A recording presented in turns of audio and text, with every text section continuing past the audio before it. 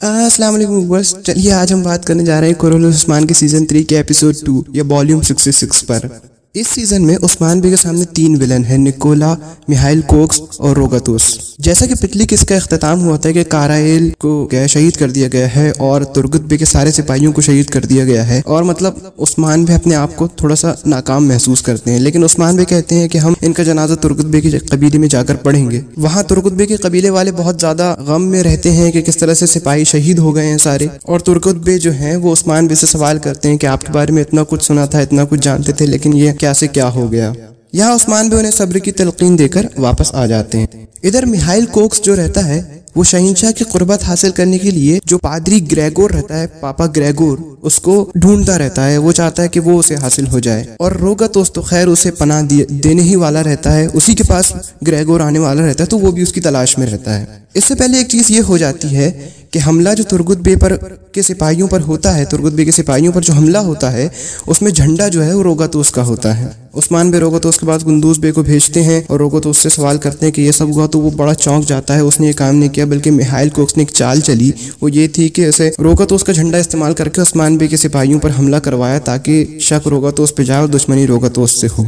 लेकिन उस्मान बे भी ज़हीन तरीन इंसान, वो सब समझ जाते हैं और फिर इक़दाम आगे करते रहते हैं। फिर इसी दौरान निकोला जो है, निकोला को मारी से इश्क जैसा हो जाता है, तो मारी से पूछता है कि तुम क्या चाहती हो, तो मारी कहता है कि जिस तुर्गुत ने मुझे अगवा किया था मैं उसका खात्मा चाहती हूँ। इधर तुर्गुत बे का कबीला पहले ही गम से दो चार था कि फिर एक और निकोला का हमला हो जाता है जो सारे कबीले को तबाह और बर्बाद कर देता है। फिर इधर उस्मान भी ये करते हैं कि ग्रेगोर को इजाज़त ये देते हैं कि अपने सिपाहियों के साथ जाए और सोगोत के गिरजा जहाँ है सलीबियों का इबादत गाह, वहाँ पर जाके इबादत करे। काराइल को जिसने कत्ल किया होगा वो जरूर कोई गद्दार सामने आएगा, उसका कोई सबूत मिल भी नहीं पा रहा था। और फिर ये भी सोच रहे थे कि पापा ग्रेगोर को जो लोग हासिल करना चाहते हैं वो जरूर हमला करेंगे और हमारे शिकंजे में आएंगे। इस बार ये होता है कि रोगातोस जो अभी तक के कुछ किया नहीं था, इस बार वो चाल चलता है। वो समझ जाता है कि जिस तरह से मेरे को घेरा जा रहा है मिहाइल कोक्स और निकोला की तरफ से, निकोला तो उसमें ज्यादा इन्वॉल्व नहीं रहता। मिहाइल कोक्स ये करता है कि जो कुछ भी कारनामे करता है वो रोगातोस पर थोपना चाहता है। तो इस बार रोगातोस ये करता है कि उस्मान बे के सिपाहियों पर जो ग्रेगोर को वापस ला रहे होते हैं उस पर हमला करवाता है एक बाजारी कातिलों के जरिए। बाद में जो कातिल पकड़ा जाता है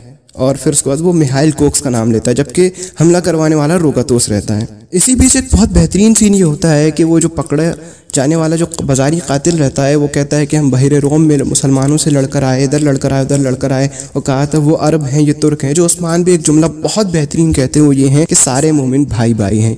वाकई दिल को छू गया। और इसी एपिसोड में एक वाकया ये होता है कि वो जिसने मिहाइल कोक्स जब सिपाहियों को मारने से पहले उंगलियां काटा था, उसका बदला लेने के लिए बोरान के साथ कुछ सिपाही जब आते हैं उसे छोड़ने के लिए, तो उस्मान भी उसे घेर कर उनके भी हाथ काट कर वापस पहुंचाते हैं। मतलब ये बताते हैं कि आंख के बदले आंख और हाथ के बदले हाथ वगैरह।